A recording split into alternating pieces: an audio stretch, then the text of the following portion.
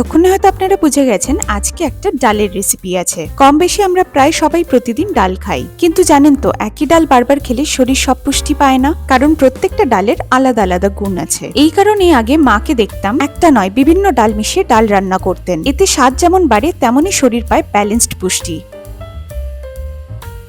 আজকের ডালে আমি ব্যবহার করছি মুগ ডাল, যেটা হালকা আর সহজে হজম হয়। তাছাড়া আছে মসুর ডাল, যেটা আয়রন আর প্রোটিনে ভরপুর।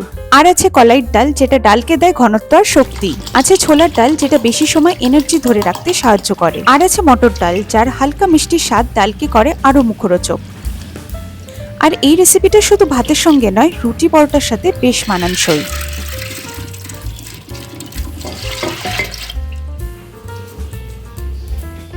সবার প্রথমে ডালটাকে ভালো করে ধুয়ে সিদ্ধ করে নেব এক ছোট চামচ নুন দিয়ে। এখানে আমি প্রেসার কুকারে 3টে সিটিতে সিদ্ধ করে নিয়েছি।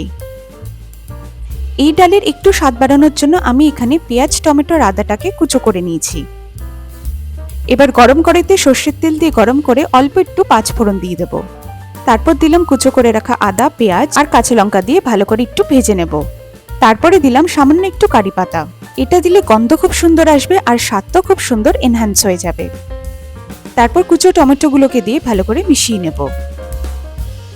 হালকা একটু তেলে ভেজে নিয়ে দিয়ে দিলাম এক ছোট চামচ জিরের গুঁড়ো আর হলুদ গুঁড়ো দিয়ে ভালো করে মিশিয়ে নেব। এবার সেদ্ধ করে রাখা ডালটাকে দিয়ে ভালো করে মিশিয়ে নেব।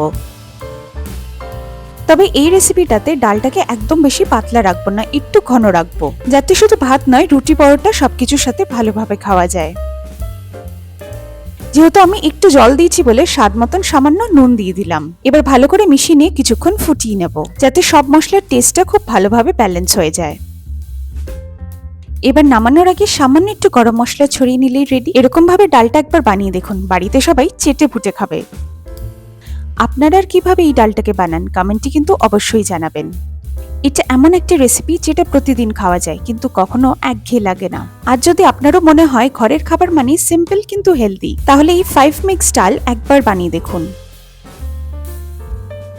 রেসিপিটা ভালো লাগলে ভিডিওতে একটা লাইক দিন, আর এমন ঘরোয়া পুষ্টিকর রেসিপির জন্য চ্যানেলটাকে সাবস্ক্রাইব করতে ভুলবেন না।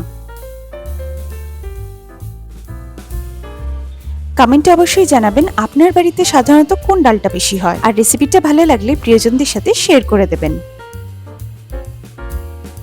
খুব তাড়াতাড়ি দেখা হবে নতুন একটি স্বাদ, নতুন একটি গল্প নিয়ে। ভালো থাকবেন, সুস্থ থাকবেন।